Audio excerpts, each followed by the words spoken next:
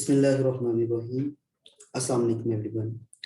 Myself Abrar Ahmed and I'm from PMC Faisalabad, working as a teacher of biochemistry for the telemed education. So today I will guide you about the biochemistry. लेकिन first of all guide करने से पहले आपके कुछ common questions को मैं convey करना चाहूँगा. You can find me on the FB, Insta, Twitter, YouTube and WhatsApp. So let's begin with the topic. अमूमन हर बच्चे का क्वेश्चन होता है कि how to start. Sir carbs का टॉपिक कैसे करें, कहाँ से करें, कितना करें, पेपर में कैसे आता है, इसके क्लिनिकल्स किस तरह करने हैं. a lot more questions. So यहाँ पर एक चीज जो मैं, ये 5 चीजें लिखी हुई हैं, इनमें से 2 चीजें प्राइमरी हैं और बाकी 3 जो है वो चीजें. और आप हैरान होंगे कि मैंने गाइडलाइंस को भी सेकेंडरी चीजों के अंदर रखा हुआ है. सो 2 प्राइमरी चीजें क्या हैं जो आपके पास होनी चाहिए. First thing is UHS syllabus and the second thing is past questions. अच्छा, UHS सिलेबस तो हर बच्चे के पास होता है, बट आई एम सेइंग कि आपके पास UHS सिलेबस हार्ड फॉर्म के अंदर होना चाहिए, पेजेस के ऊपर. सॉफ्ट फॉर्म नहीं होनी चाहिए, मोबाइल में नहीं होना चाहिए. You should have it in the hard form. ठीक है, और ये हर वक्त आपके बैग के अंदर होना चाहिए, not only for the biochemistry but also for the anatomy and the physiology as well. ठीक है, उससे क्या फायदा होगा. देखिए, जितने भी यहाँ पे गाइडलाइन सेशन चल रहे होते हैं, जितने भी सीनियर्स आपको गाइड कर रहे होते हैं, वो कोई भी चीज आपको UHS सिलेबस के बाहर नहीं बताते. क्यों? क्योंकि आपका जितना पेपर है वो सारा का सारा जो है वो UHS सिलेबस में से आना होता है. ये आपकी सबसे इंपॉर्टेंट चीज होती है. ठीक है, और UHS का पेपर UHS के सिलेबस से बाहर नहीं होता. ठीक है, आपने अक्सर सुना होगा कि यार इस दफा पेपर जो है ना वो आउट ऑफ सिलेबस था, पेपर बहुत टफ था. उसकी रीजन क्या होती है कि बच्चों ने सिलेबस को नहीं पढ़ा होता. अगर वो सिलेबस को पढ़ते तो उनको पता होता कि ये क्वेश्चंस भी पेपर में आ सकते हैं. और सबसे इंपॉर्टेंट चीज, last but not the least, third thing जो यहाँ पर लिखी हुई है, जिसके बारे में हर बंदा कंसर्न होता है और हर बंदा मुश्किल में होता है. आप पास पेपर्स याद कर लेते हैं, लेकिन फिर भी मसला क्या होता है कि यार पता नहीं कौन सा क्लिनिकल आ जाए, पता नहीं वो टफ ना हो, ज्यादा डायग्नोसिस ना हो पाए. ठीक है, तो उसका इलाज भी यहाँ पर है कि आपने कौन कौन से क्लिनिकल्स करने हैं, वो भी आपके सिलेबस के अंदर मेंशन है. अब ये इससे बेहतर चीज और क्या हो सकती है. इसकी एक छोटी सी एग्जांपल आपको दूंगा. फॉर एग्जांपल ये ECM है, एक्स्ट्रा सेलुलर मैट्रिक्स, और आप लोग इसको कुछ ना कार्ब्स के टॉपिक के अंदर पढ़ाते हैं, कुछ लोग इसको सेपरेट पढ़ाते हैं. तो इसके अंदर ना हार्पर का एक टेबल हम लोग याद करते थे. एक चैप्टर था म्यूकोपॉलीसेकेराइड, गैग्स वाला चैप्टर था. उसके अंदर कोई 8-10 डिजीजेस के नाम लिखे हुए. उन 8-10 डिजीजेस के बड़े गंदे से नाम है, और फिर आगे उनके एंजाइम्स जो डेफिशिएंट होते हैं उनके नाम है, फिर उनके साइंस एंड सिम्टम्स हैं. अब मैंने बहरहाल जब मैं फर्स्ट ईयर में था तो मैंने सिलेबस देखा था. तो मैंने सिलेबस के अंदर क्या देखा, ये एरो आपको नजर आ रहा है कि यहाँ पर 2 लफ्ज लिखे हुए हैं, हंटर सिंड्रोम एंड हर्लर शाई सिंड्रोम या हर्लर सिंड्रोम. मैंने देखा यार ये 2 ही लिखे हुए. अच्छा, मैंने वो 8 या 10 जो है ना वो याद नहीं किए. मैंने ये उस टेबल के पहले 2 डिजीज में मैंने सिर्फ ये 2 याद की.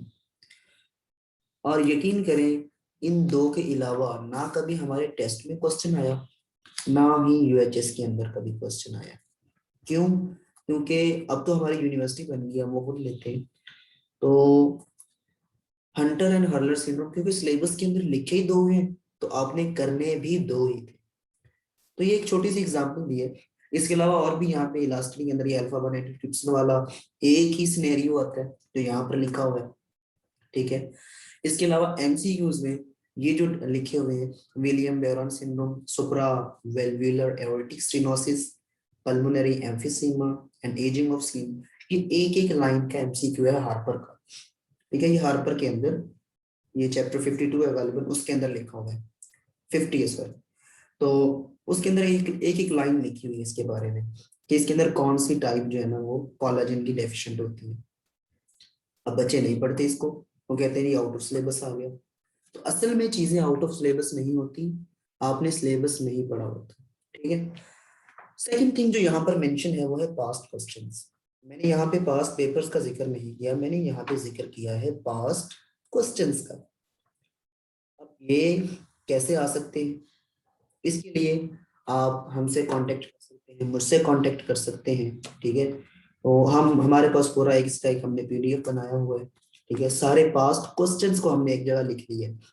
उसका क्या फायदा है, उसके प्रिंट निकालो, अपने पास रख लो। ठीक है। जो टॉपिक आपने स्टार्ट करना है, पहले उसका सिलेबस देखो कि सिलेबस के अंदर क्या है, फिर उसके पास्ट क्वेश्चन देखो कि क्वेश्चन किस तरह आए हुए हैं। ठीक है। उनको अपनी बुक के ऊपर लगाओ निशान, इंपॉर्टेंट, वेरी इंपॉर्टेंट। और बाकी सारा कुछ आपने रीड करना है, इन क्वेश्चंस को आपने अच्छी तरह रीड करना है। ठीक है। ये आपको हमसे मिल जाएगा। ये आपको इसके लिए आप ये भी कर सकते हैं कि अपने दोस्त से किसी से पास पेपर्स मांगे। आपने सपोज प्रोटीन का टॉपिक स्टार्ट कर रहे, तो आप प्रोटीन के कितने क्वेश्चन होंगे मैक्सिमम, 10 हो जाएंगे, 12 हो जाएंगे, 15 हो जाएंगे। आप वो एक पेज के ऊपर लिखें, उस पेज को प्रोटीन वाले चैप्टर के साथ स्टेपल कर दें, आपकी गाइडलाइन तैयार होगी। ठीक है। लिटरली मैं आपको अपने बारे में अगर बताऊं, तो मैंने कभी किसी गाइडलाइन को फॉलो नहीं किया। इवन मैं सीनियर से निशान नहीं लगवाता था फर्स्ट ईयर में। लेकिन इसका हरगिज मतलब ये नहीं कि आप ना लगवाएं, आप लगवाएं, बड़ा फायदा होता है। क्योंकि मैंने सेकेंड ईयर के अंदर निशान लगवाए थे, काफी आसानी हो गई थी। But in the first year, क्योंकि मैं थोड़ा सा आउट ऑफ सिलेबस पढ़ने वाला बच्चा हूँ, तो मैंने क्योंकि आउट ऑफ सिलेबस ही पढ़ना होता है, तो इसलिए मैं जो है वो निशान नहीं लगाता था, ताकि मैं लिमिटेड ना हो जाऊं। सो पास क्वेश्चंस आपको डिफरेंट सोर्सेज से मिल सकते हैं। इसके लिए आपको 600-700 रुपए जो पास पेपर्स पर आप लगाते हैं, वो लगाने की जरूरत नहीं होती। अगली चीज, गाइडलाइंस। अब आ जाती है गाइडलाइंस की बारी। गाइडलाइंस एक दो तरह की होती है। ठीक है। एक होती है कि हमने जिस तरह हम आपको गाइड करते हैं, वो होता है यूएचएस के अकॉर्डिंग, कि यूएचएस में आपके पेपर के अंदर क्या चीज आनी है। ठीक है।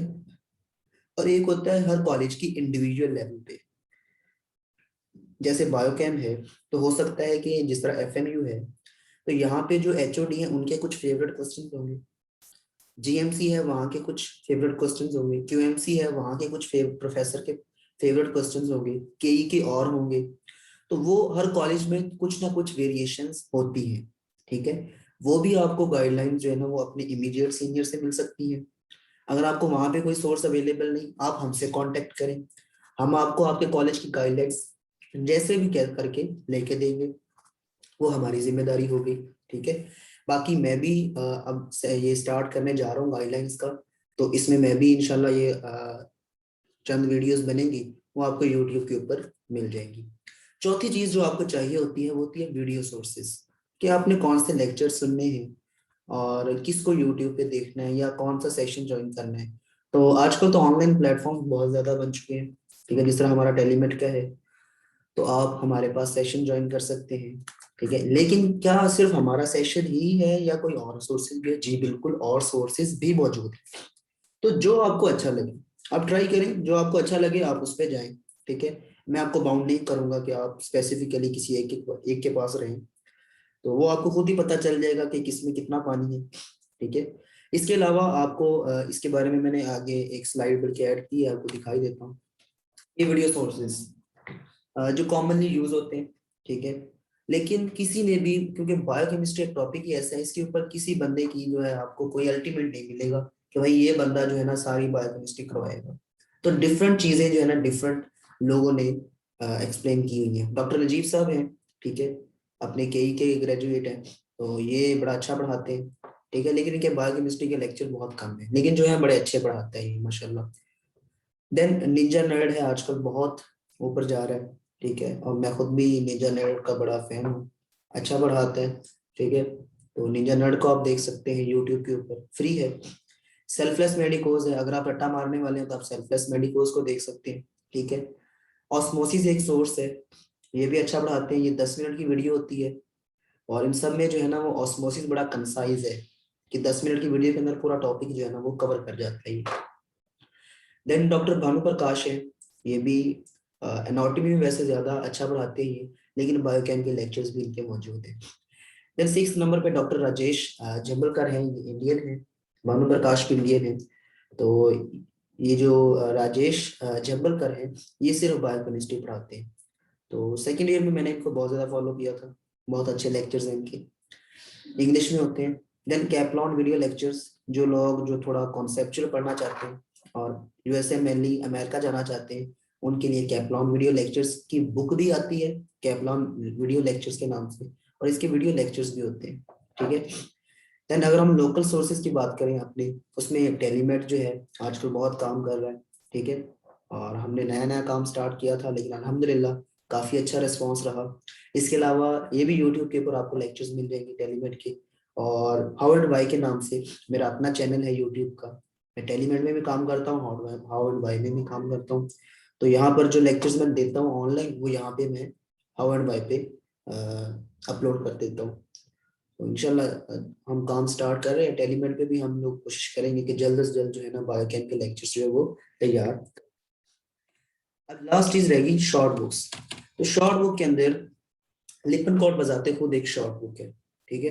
ये एक मजेदार बात है, मेरे लिए ये भी एक शॉर्ट बुक है, क्योंकि मैं हार्पर पढ़ता था।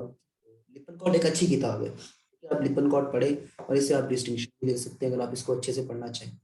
लिपन कोड से शॉर्ट जो है वो इंस्टेंट बायोकेमिस्ट्री के नाम से बुक आती है, छोटी सी। ठीक है। बहुत ही छोटी है, तो वो भी बड़ी अच्छी लिखी हुई है।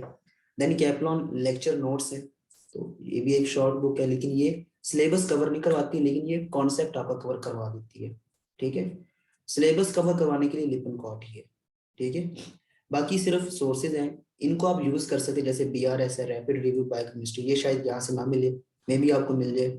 तो BRS मिल सकती है, कैपलॉन मिल सकती है, इंस्टेंट तो बहुत आसानी से मिल जाती है, सीनियर्स के पास आपको मिल जाएगी। तो इनमें से कोई एक बुक जो आपको अच्छी लगे वो अपने पास रखें, और मेन बुक पढ़ते जाए, वहां पे उसको नोट करते जाए और अपनी शॉर्ट लिस्टिंग करते जाए, ताकि एंड पे जो है आपको मसला ना हो। अब जी आगे हमारी लास्ट स्लाइड, क्या मेरी गाइडलाइंस इनफ होंगी जो मैं आपको बताऊंगा। याद रखें, कोई भी चीज अल्टीमेट नहीं होती, नथिंग इज इनफ। ठीक है। कोई बंदा भी, होते हैं कुछ लोग, लेकिन हर बंदा जो है वो एवरीथिंग के बारे में एवरीथिंग नहीं जानता होता। ठीक है। समथिंग अबाउट एवरीथिंग होते हैं कुछ लोग, तो वो तो हो सकता हूँ मैं, लेकिन एवरीथिंग अबाउट एवरीथिंग ये नहीं हो सकता। तो आप डिफरेंट सोर्सेज को यूज करें, हो सकता है मैं कुछ मिस कर दूं, या हो सकता है कुछ और गाइडलाइंस जो आप यूज कर रहे हैं वो कुछ मिस कर दे और आपको वो मुझसे मिल जाए। तो ये चीजें चलती रहती हैं। ठीक है। अल्टीमेट आपने अपना फायदा करना है, अपना नुकसान करना है। तो आपने अपने लिए जो है ना वो चीजें सोचनी है, सर्च करनी है, और सर्च करने के बाद जो है वो बैलेंस्ड तरीके से आपने चलना है। So this was all about the introductory video, और देखते हैं हम आगे कैसे कैसे चलेंगे। इंशाल्लाह मिलते हैं आपके साथ फिर नेक्स्ट वीडियोस के अंदर।